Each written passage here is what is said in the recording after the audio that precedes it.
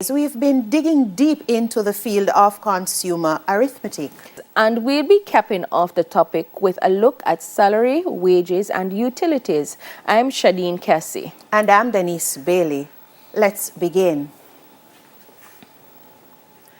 The objective, as you have said before, Shadeen, is that we'll be solving problems involving utilities, invoices and shopping bills, salaries and wages.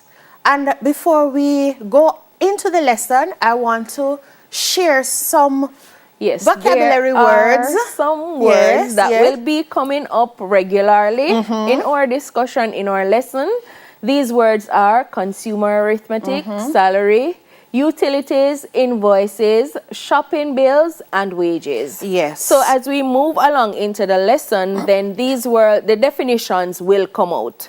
Good. And I would want for you at home to, for some, make your jottings, take your notes. Okay? So let us know. Oh my gosh, I look at this, salaries and wages. And you are thinking about payday. Look here now, right? Man. Yes, we're in the 10th. We are in the between. In the between. Oh my word. Yes. Yes. So salary is paid weekly or fortnightly or monthly. Yes. Right? So most times on the month end it is anywhere from the 25th up. Yes. Right? Yes. But remember, there are some persons who they don't have a set salary. They don't have a set time when they get paid. They get paid depending on how they work or the services that they provide. And we say that these persons will get a wage. Okay, so salaries and wages, there's a difference. Yes, the similarity is that they are both payment offer for goods or services.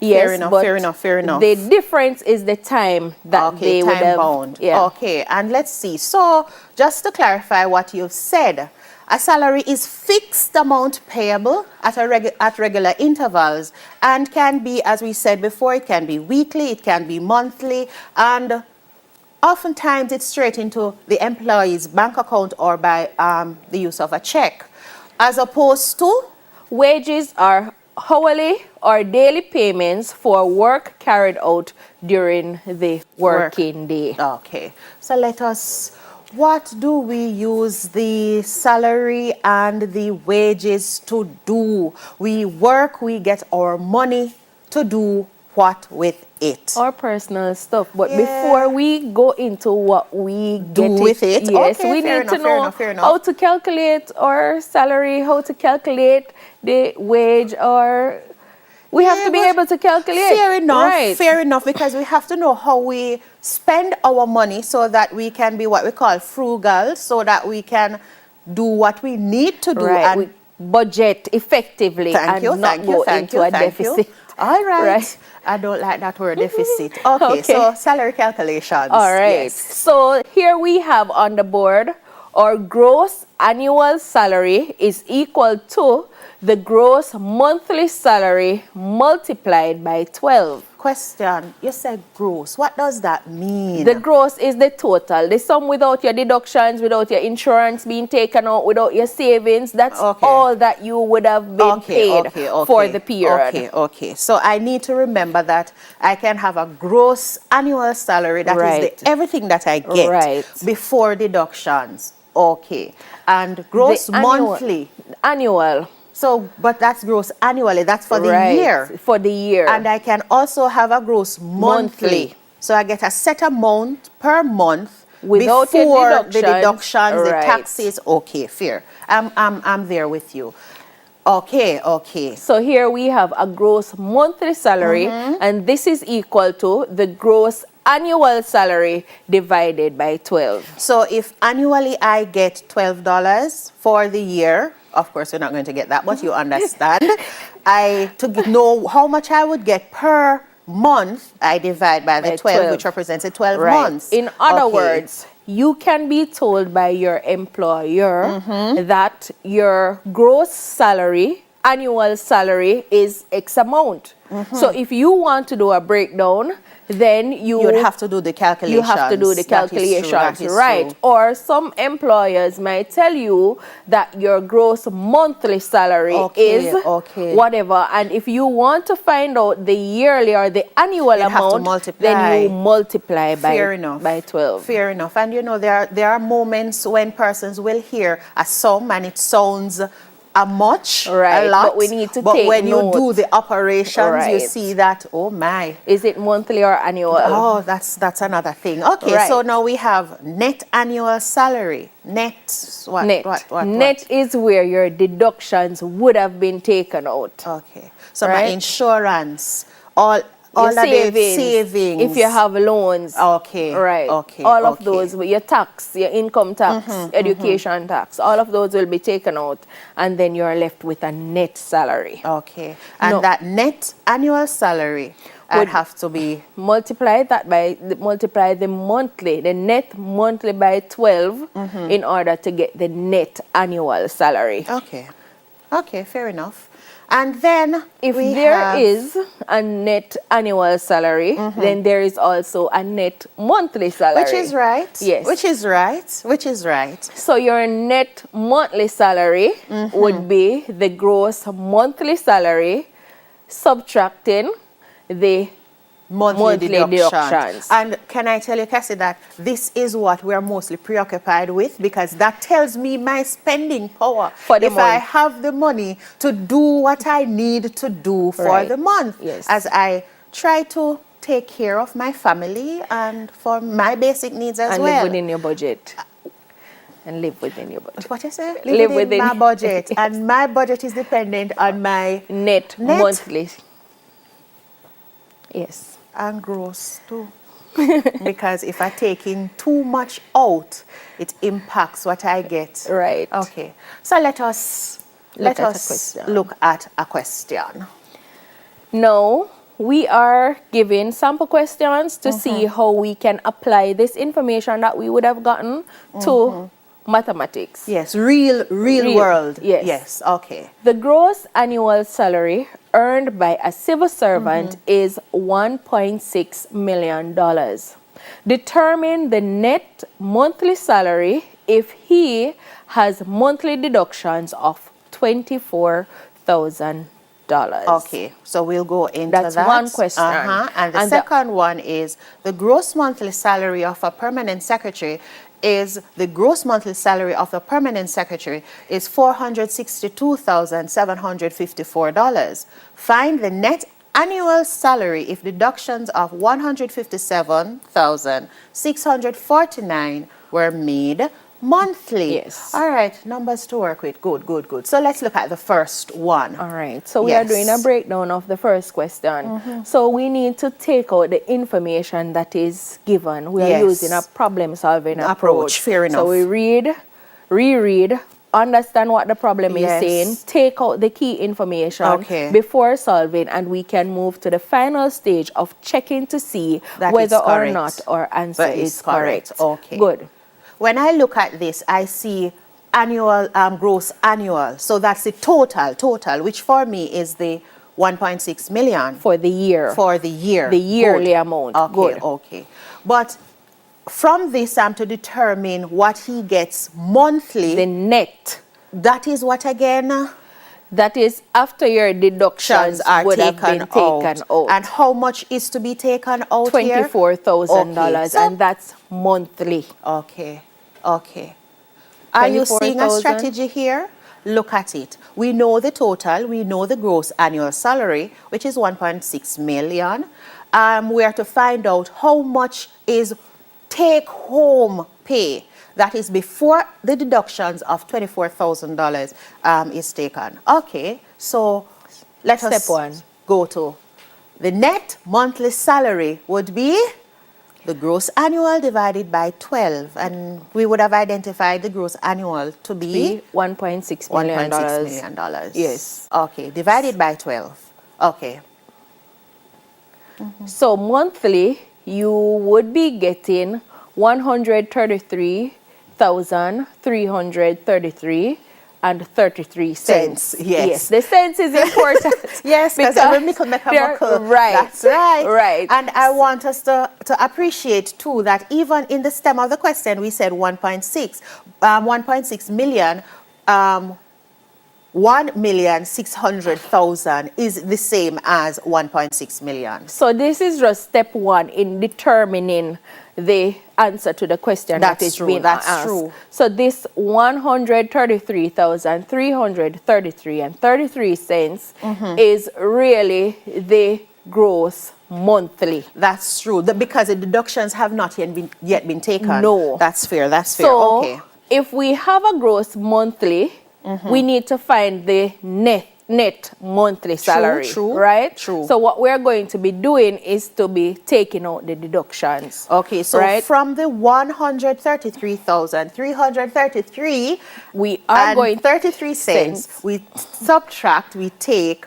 24,000. Yes. And when that operation is done, that would be 109,333 and 33 cents. So this would be the civil servants' take-home pay. Right. This is what they'll be able to use to service whatever, to provide whatever provide for the needs. Right. Okay. For the month. For the month. So this is what will be deposited in the person's account. Okay. 109,333 cents. Right. So this is our net monthly salary. Okay. Yes. I get you. Okay, so for the next question now, we have the information here, but it is just a little different because we're not dealing with the gross annual, we are here dealing with the monthly. Right. So this is what the permanent secretary takes home before the deduction. Yes. Okay, so I want to know what is their gross net, find the net annual salary. Okay. All right. So we have the gross monthly, and we need to find the net annual salary. We also are given the amount for deductions. Yes, right? yes. And Denise, we must highlight that there are many ways to solving this problem. That is true. That is right? true. So you could choose to go ahead and find the gross annual, yes, seeing that you're given the gross monthly. Yes, and to find the gross annual, we do just a multiplication by 12, okay, right? Yes. And then you could multiply the deductions by 12 to find out the annual deduction as well, and then do the subtraction there. Or you could take another approach. Yes. Do your deductions first from the monthly and then you multiply to get the annual. So your solution pathway will depend more on how you feel comfortable, your interpretation, which you want to do first. What I want us at home to appreciate that even though we're doing math, even though we're preparing for examinations, this consumer arithmetic is helping to prepare you for the world of work when you go out there so that you can be better money managers. Right? Because whichever way we take it, each of us are a consumer. Yes. All of us are. Yes. Okay. So let us get into the business of this permanent secretary now. All right. So his annual we're trying to find the net annual salary. Yes. So in order to do that, we do a subtraction, take out the monthly deductions from the gross monthly salary, and then multiply that by 12. And I hope you can understand and appreciate this pathway, this solution set. Yeah. Good. And of course, we have identified from the stem what the gross monthly would have been, which is $462,754. And from that, we take the deductions, the monthly deductions, which would be $157,649. And when we would have done that subtraction, whatever is the difference, we multiply that by the 12 in order to get the net annual salary. And please remind me, when you say the net annual salary, what that mean again? The total amount you will be getting for 1 year with all your deductions being taken out. Okay, good. So I know that I have $3,661,260 to work with before deductions. So it sounds like a lot of money, but it's all for the year. It's for 1 year. Okay, so let us go. Okay.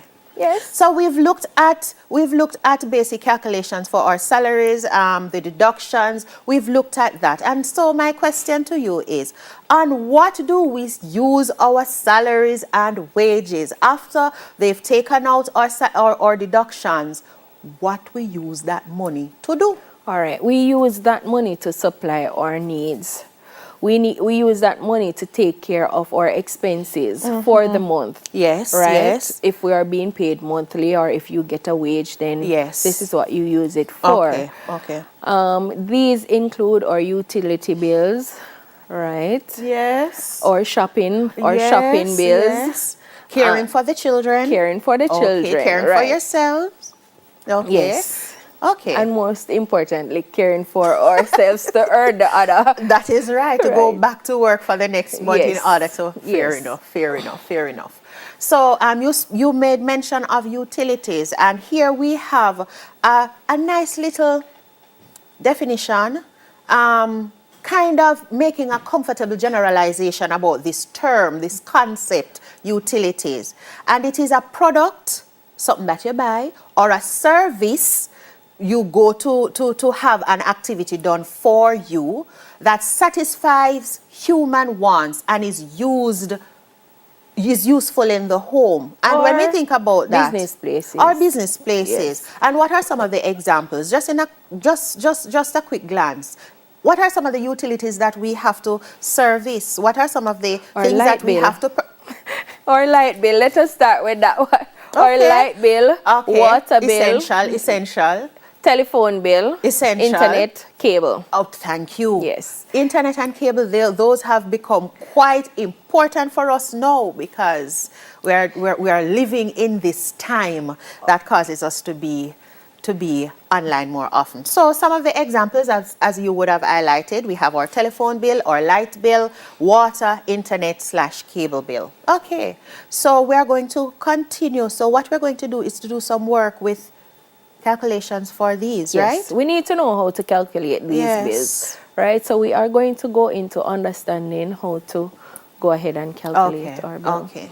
So here on the screen we have a sample telephone bill, right? And I want to highlight some of the important aspects or features of this bill. So we look at it, there is a landline charge, there's a broadband charge, internet service, account charges, there's also the tax, the discount if there is any, right? Then we get a total, and if you have outstanding amounts, right? Sometimes it's a balance brought forward, sometimes it's money that you would have overpaid them and they're actually adding it back to your now bill. So we need to examine our bills carefully. And whatever is presented there, as consumers, we have to ensure that we know what is there and understand why it is there. Yes. Okay, fair enough. So let's go into some working. Here we have a question, our first question, that has to do with the telephone bill. And for this person, they've spent how much time, Nats? 93 hours, 1 minute and 31 seconds on the phone for the month. And when we look at the bill, we can see the rental, we can see the number of metered units used, we can see the number of operator-controlled units used, we can see the government tax, in our case it's a GCT, we see the cost of each metered unit and cost per operator-controlled unit, and we can easily see the relationships here. Right. When we look at the information, we have to ensure that we understand what it is saying, because if we don't understand what it is saying, then our computation becomes hampered. Right? And from this bill, we are expected now to calculate the cost for the metered units used. We are expected to find the cost for the operator control units used. Yes. And determine the government tax. Yes. And then finally, evaluate the telephone bill payable. That's payable. Now, Okay. Denise, I want you to see or observe that though finally we want to calculate the telephone bill, they actually gave us a breakdown, Yes. a build-up to our final solution. Yes. Right? Which we can appreciate. Right? Yes, yes. So, our first question, calculate the cost for the meter units used. So we need to go back to the table bill. or to the bill and identify how many units were being used. Metered units. When I look at it, I see right here 4,245 units. Right. Okay. And there is a cost per unit. So I will look for metered unit and not operator controlled unit. No. Because the costing for both, they are different. Yes. Okay, I see that the costing for the meter unit, that's $14 per metered unit. Used. Okay. Yes.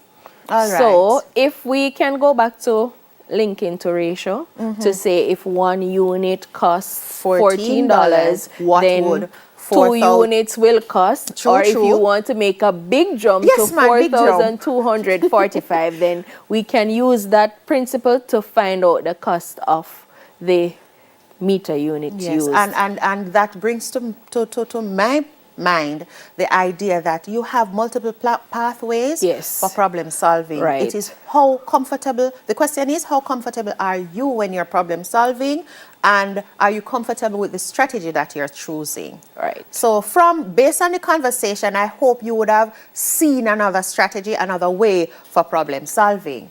Right. Okay. So the cost for the metered units used is first we're just going to be doing a breakdown. So we need to identify the meter units used, which is 4,245. Good. The cost per unit, which is $14. Good. And then we need to find the total cost, which would be 4,245 multiplied by $14. Okay, good. And that will give us a total. A grand total of wow. Wow. $59,430. Yes, and that is just for the metered Units used. used. Okay, so let us go to, this is simple, we can appreciate this. Let us go to the part B of the question. Now we have found out the cost for the metered units used. Now we are to find out the operator controlled units. It's a similar approach that we could take for problem solving. It is similar. Looking at it, of course, we identify the operator controlled units. We can go look at the bill again. Take the information from the table. Yes, which would be 543 for the number of operator controlled units used. Okay. Right. And then the cost per operator control units used is $18. And use the same approach to multiply. 543 multiplied by $18 will give us a grand total of $9,774. Okay. We can appreciate that. We can appreciate that. So let us continue. Now we're hurrying along because we have to now understand about the government tax. And we look that it's 15% of the total. Okay, I was going to ask you 15% of what? 15% of the total cost that we would have accumulated already. Yes. So it includes the monthly rental, which is $36. Okay. The total cost for the metered units used, as well as the total cost for the operator controlled units used. So we're going to find a sum, and then we find 15% of the that total. Sum. Okay. In summary, this is what it looks like. We would have to find 15% of the total cost for rental and units used, as you would have said before. Right. We have already found the total cost for meter units used, the total cost for operator control units used, and we have a monthly rental fee of $36 that we must include. Right. So here it is 15% of $69,240. And that would be a total of $10,386. So that is the tax that's payable. Right. Okay. Now we are now to go to the final stage, because this is where we are most concerned. We want to know the total bill that is to be paid. Right. So we are going to be putting all the information we would have gathered together in order to come up with a final bill. So we are going to be adding the meter used amount to the control operator units used, to the monthly rental bill, as well as the tax. That's right. And then we get a final bill. Okay, now let us see what that bill looks like. After we've evaluated the bill, that's all you have said. And there's a grand total for this person of $79,626. Now imagine if your net income, monthly income, is $109,333.33, and from that you are to take the $79,626. Yes. Wow. And we are going to be taking our light bill as well as our water bill from what is left. Yes. Word. Okay. And so we have not paid all our bills. Here we have the light bill. Yes. So as I've said before, we need to examine our bill carefully to see the information that our bill gives us. So if we look carefully, we see our previous balance there. We see the amount that you paid previously. If there are any adjustments, if there's a balance brought forward. But we're just going to skip to the current reading and previous reading. Right. To say that there is a current reading and there is actually a previous reading, which will give us the amount of units we would have used over the period. Okay. Right? We'll carry out the operation to see how much we would have used, how many units we would have used over the period. And it is already calculated on this bill for you, because this person is expected to now pay $6,972.28 for their light bill or the electricity bill. We must highlight too that it includes the tax would be added there if there are tax to be paid, as well as a fuel charge or other charges that comprise the bill. Okay, so let's go straight into our question on the electricity bill. Now here we have Mrs. Clark, and on this table we see the number of units that Mrs. Clark has used in the peak hours and in the off-peak hours. We also see the cost per peak unit, right? And we are making the assumption that there is a fixed charge of $31.50,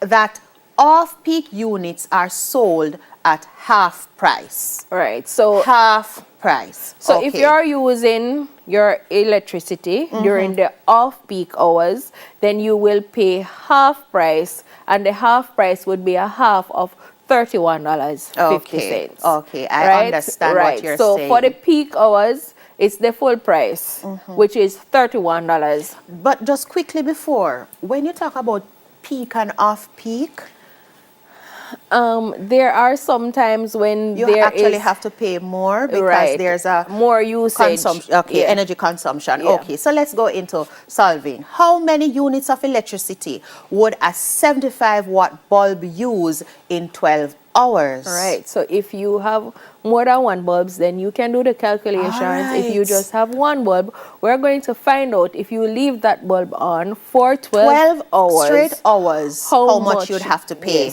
Okay. Interesting. So I can monitor my electricity usage with math counts. That's it. Okay. Secondly, we'll calculate the quarterly electricity bill for the above household. That's Mrs. Clark's household. Right. So let's go into A. So in order to find how much or how many units of electricity would have been used by the 75-watt bulb, then we need to find the power rating, which would be the 75 watt, and we're going to multiply that by the number of hours we used it for. And this is basic mathematics, right? Which takes us to 900 kilowatt per hour. That is what you would have, the energy that would have been used by that one bulb for the 12 hours. Yes. Okay. Okay, and now we go to part B of the question, which asks us to calculate the quarterly electricity bill for Mrs. Clark's household. Right, so the fixed charge is there of $31, and her household, if you notice, there is two usage there. One for the peak hour and one for the off-peak hour. So we need to do those two calculations to find out the total charge for the peak hour, and charge, yes, for the off-peak, and then... Okay, I understand. Right. Yes. So for the peak hour charges, I can see there that is basic, because based on what the table has, the information the table has given to us, we see that cost per peak unit would be $12, and we have 576 units being used during that time, which gives us a peak charge of $6,912. Right. Okay. And you said we'd have to go to the off-peak. Right. But okay, good. The STEM gave us the information that off-peak is sold at half price. Okay. So if the peak is for $12, then the half peak would be for $6. Okay. Yes. Okay. Okay. Okay. And we can do all the calculation in one step. So it would be a half of 12 multiplied by 1,420, which will give us a basic, the total or the product of 8,520. And I can see from this I can estimate how much it would have been, because I can see the fixed charges, I can also see the peak charges, and I can see the off-peak charges, and I have an idea of how much it would cost. The total bill would be.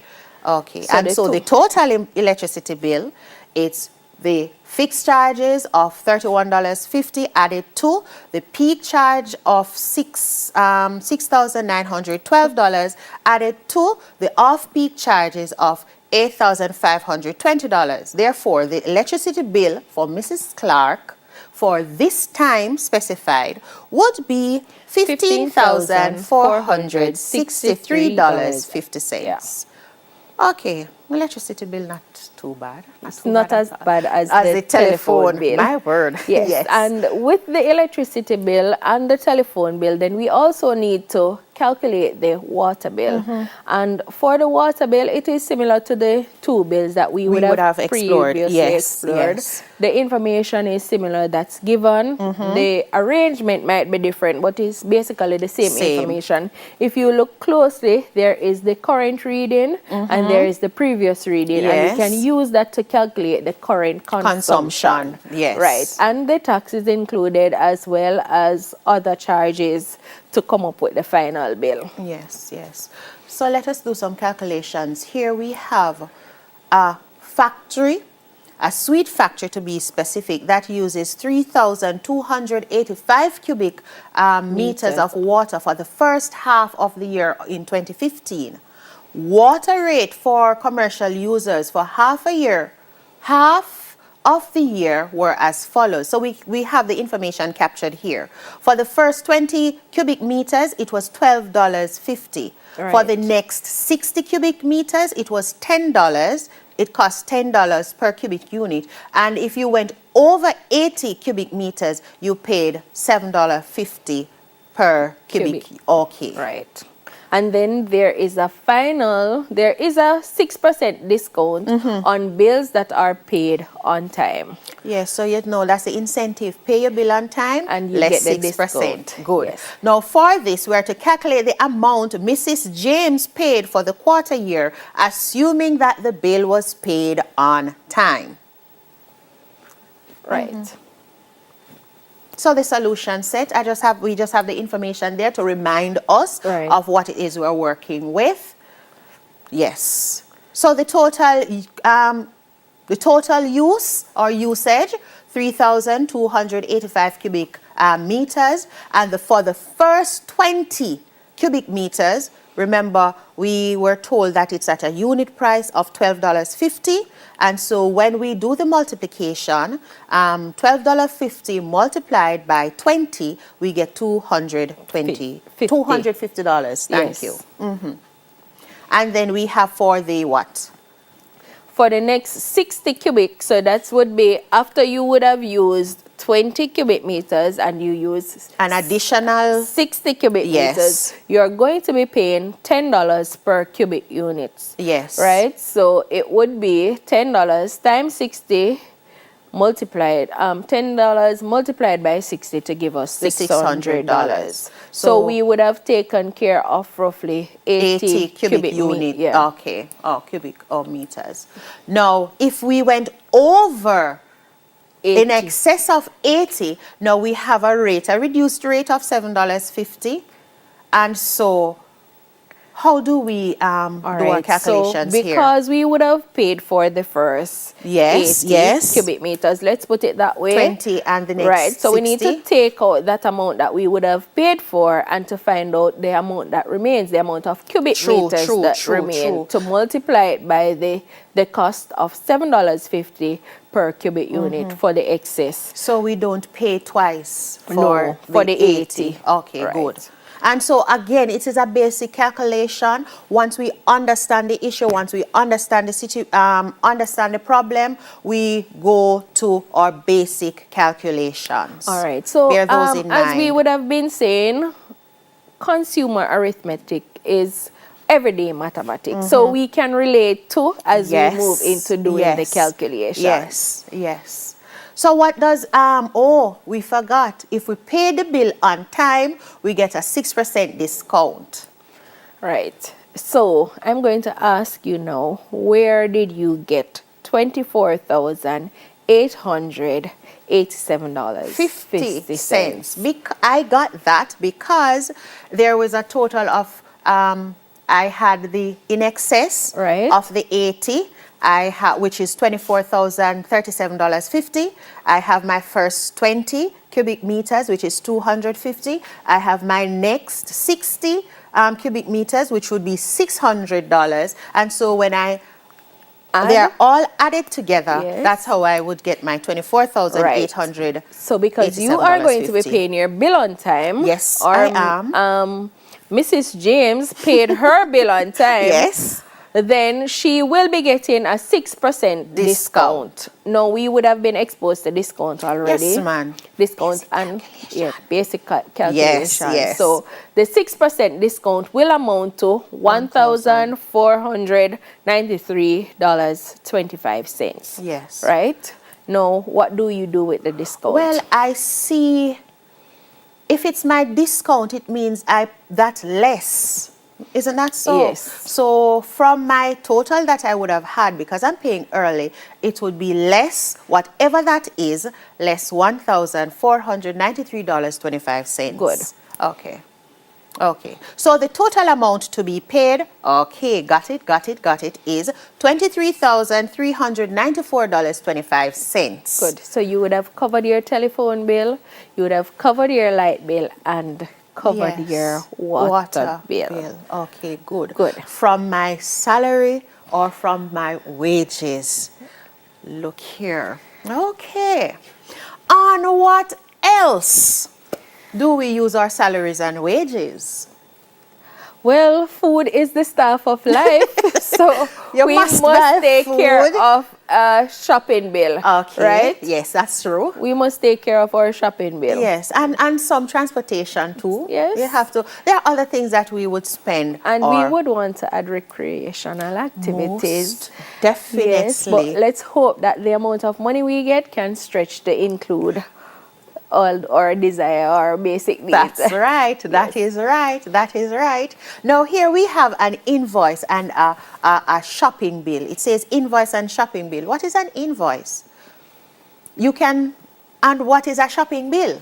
What are those? All right. Both of them will include a list of items. Here we go. Yes. But there is a slight difference to say that while it gives the items as well as the cost for the items, there is also a difference in terms of the invoice comes before the delivery of the goods. Yes. And the bill, mark paid, is what you get after you would have purchased, made your purchase and payment. Which is smart. For my invoice, I want to know how much I actually am able to spend. Right. So I can request an invoice, and based on the invoice, I can avoid embarrassment at the if you cannot afford some of the items, you can do the deduction, take them off, and then yes, upon getting what you want or what you can afford, then you will get a bill as soon as you have made your payment. Which is correct. Yeah. And so here is a nice summary.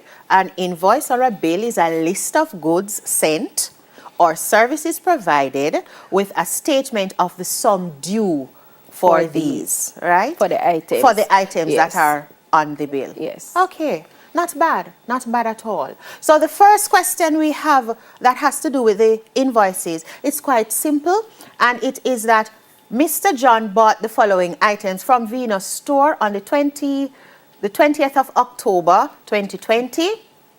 And these are he bought 2 lamps, which cost $951 each. He bought a bicycle. He bought 14 liters of petrol. He bought 35 liters of engine oil, and each has their unit price. Yes. So it's a simple task. All we're asked to do is to prepare the bill. Yes. Prepare the bill for the above purchases. Good. Now we share with you a leaf from the bill book, the invoice. Yes. From the invoice book, and this is all we would need to do is what? Fill in the information that we are given. Yes. First, we had the quantities, we have the particulars, which speaks to the items purchased. We have the rate. Or it could be unit price. Okay, good. Yes. And then we have the amount. Okay, so we have 2 lamps. Lamp costs $951.25. Then the cost of 2 lamps would be okay. Yeah. And then we had 1 bicycle, and it's 1 bicycle, so the amount or the cost will remain the same. $18,000. And then we have 14 liters petrol, and 1 liter cost would be $150.20. And 3.5 liter or 3.5 liter of engine oil, and 1 liter costs $350. And I hope you would have been able to see solution sets. Yes. It's a basic calculations. We have the quantity multiplying the rate in order to get the amount. And when we do, that calculation was already done for you. When we do the calculations, these are what we would have had. As you would have identified before, because we only have 1 bicycle, the cost remains the same. Yes. Because the multiplier is 1. Okay. And then we come up with a final total or a grand total, whichever way the bill or the invoice would have stated.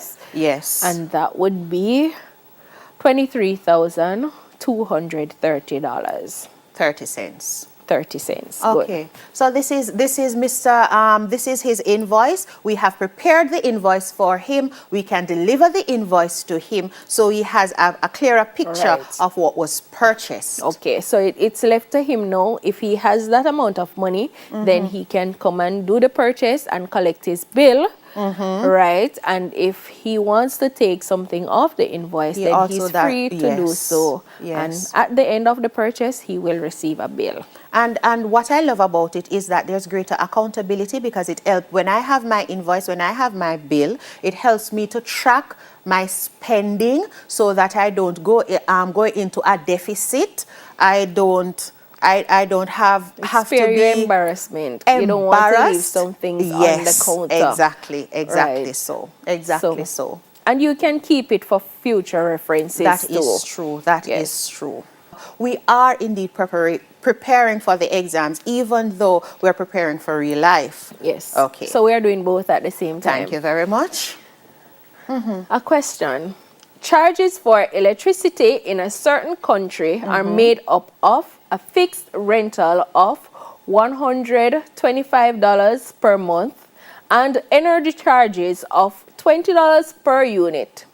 In 1 month, the meter reading moved from 27,231 units, and at the beginning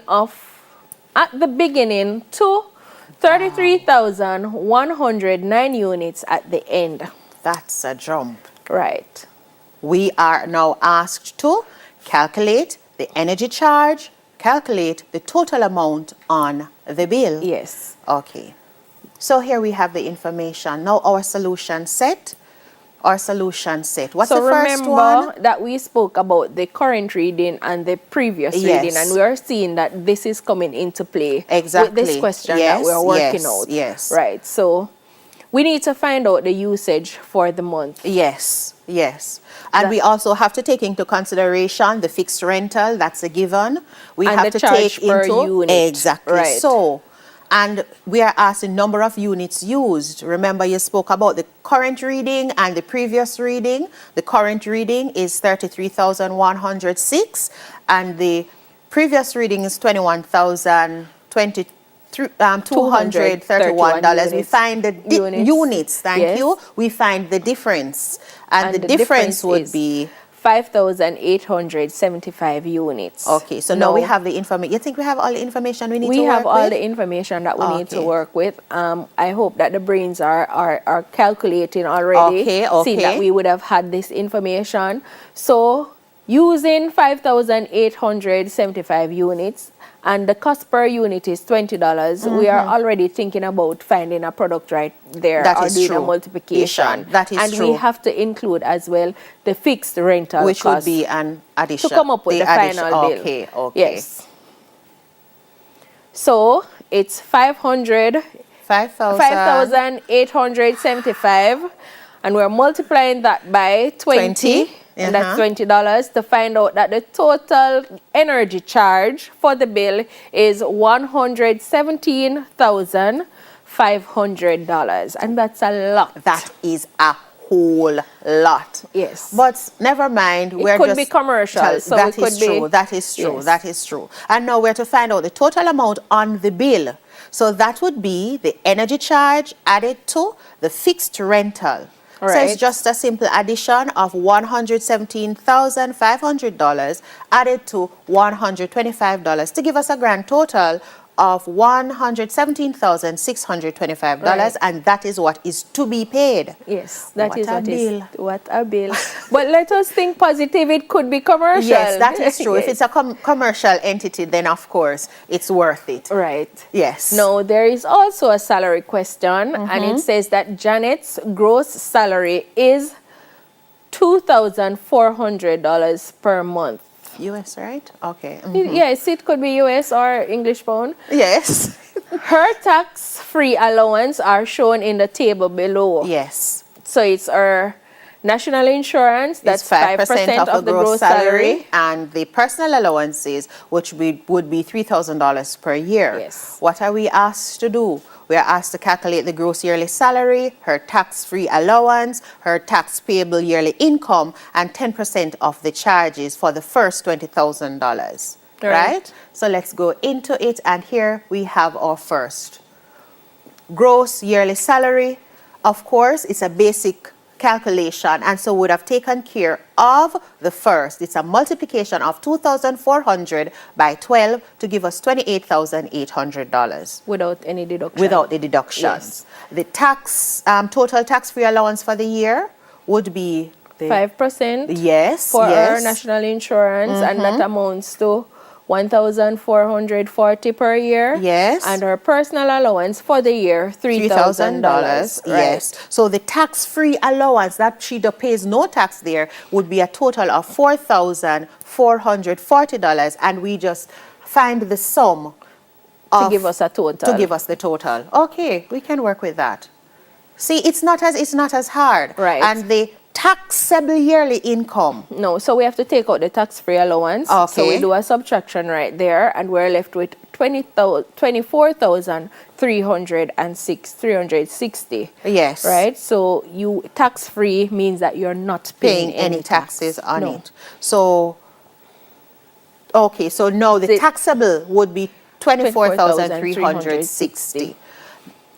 Now, take us through. So it says that a 10% tax charge on the first 20,000. So we need to find 10% of 20,000, which is $2,000. Yes. And 20% charge on the portion that remains. So after we take out 20,000, we know that we're going to have 4,000 and something. So we need to find the 20% of the 4,000 and whatever is there to come up with a final taxable income for the year. Okay. And so we have basically walked through the activity. We have basically walked through the activity. What we have done, we have seen how it is that our wages on our salaries are used to service our basic needs.